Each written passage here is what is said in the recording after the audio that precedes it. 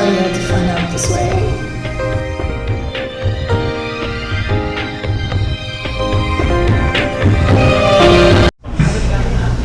If you never want to see me again, I understand. I love you, baby. I was just scared.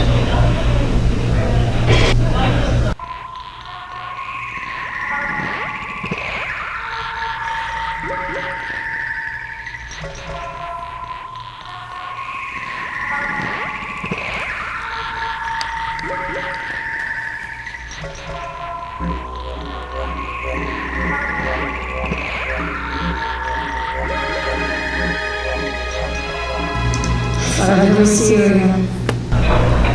You knew when we started going out that eventually I would be deployed. I was scared you weren't coming back. I was lonely. Well, you thought you could just go out and fuck someone else. You thought that would solve your problems.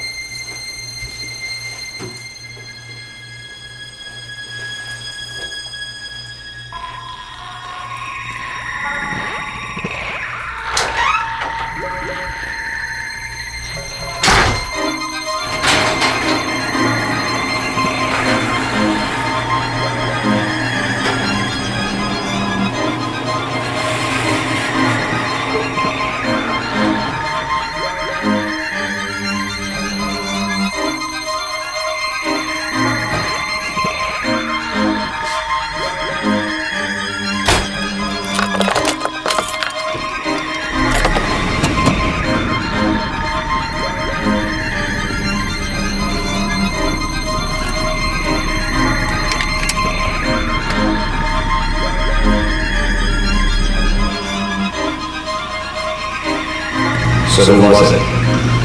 Why does it matter? Just fucking tell me. It was just some guy I met at a party. Just some guy, huh? Just some Maybe. guy. Look, we're together for 2 years.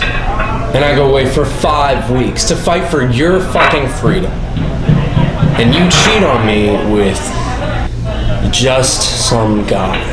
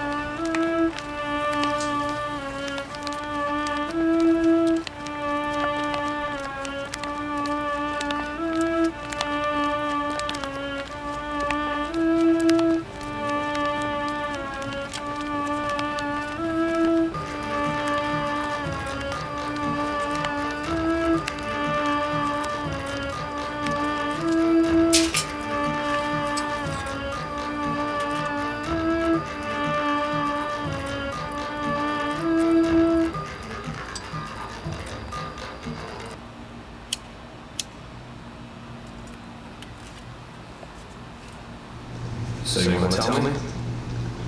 I don't remember his name. What?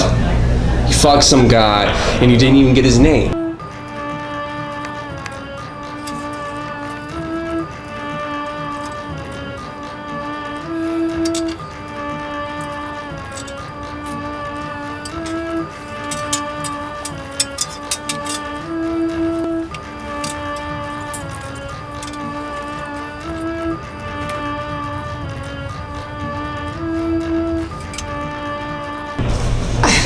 I was too drunk. All I remember was his laugh.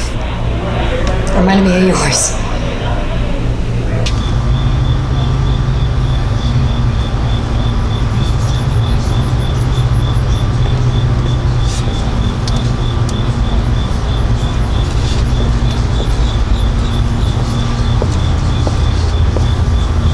You alright?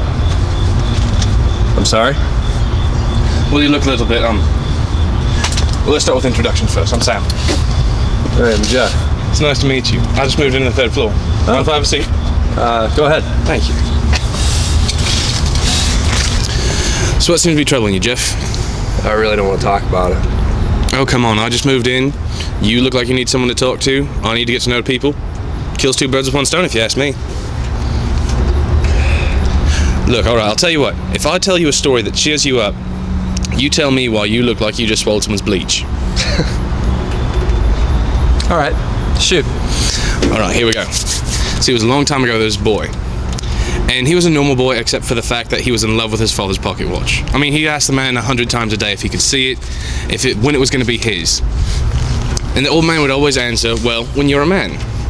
This continued on and on for a couple of years until one day, he was about 7, kid finally gets some cogs wheel in his head and he gets the answer of, well, when you're a man, you can have it. Kid finally asks, well, how do I become a man? Father just then stops and he thinks for a minute and laughs at his son. He's like, when your mustache is better than mine, you can have my watch. Well, that sets in a chain of events that you just won't believe. Kid starts shaving the next day, trying to get some hairs to grow. A couple of years after that, he's in a bit of a panic because he hasn't got anything yet.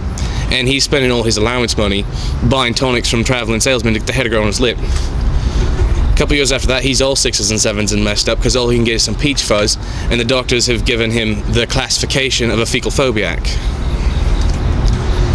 That's where you are afraid you can't grow facial hair. So he sits there, but that doesn't stop him. That's the important thing, is he tries even harder. So he's about to just completely snap when he's about 13. He walks in, sees himself in the mirror, and sees one little black hair right here. And he gets so excited, he goes and gets his father's cream and starts putting it on this one hair. Then a couple days later, he's got one over here, and he starts putting it over here. And then over time, he just gets more and more black hairs until every single day he's sitting there trimming it and putting hair cream on each individual hair. And he does this for a couple of years until he's got this huge fucking beautiful stash. I mean, it's like out to here, it's got 3 curls in it. He walks up to his father and sticks out his hand and asks for his watch. Again, his father's kind of proud of his son, gives a little bit of a laugh at his sigh and hands him the watch. And the son is so excited, and he sits there and he looks at it in his hand and he sticks it in his pocket. But that's where problems actually begin, because as soon as that watch goes into his pocket, it doesn't matter anything anymore. He's stuck with an obsession over his mustache. Right, so you fucked some guy while I was overseas who laughed like me. Are you serious? I'm sorry. I'm sorry. It's just when I think about it, it makes me laugh. Sorry. Yeah. You're right, you know? Sometimes you just gotta laugh.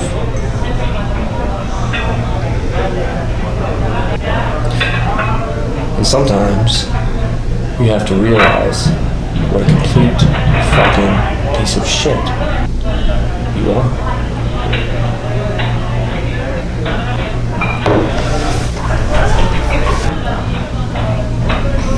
Oh, I wrote this for you as a gift.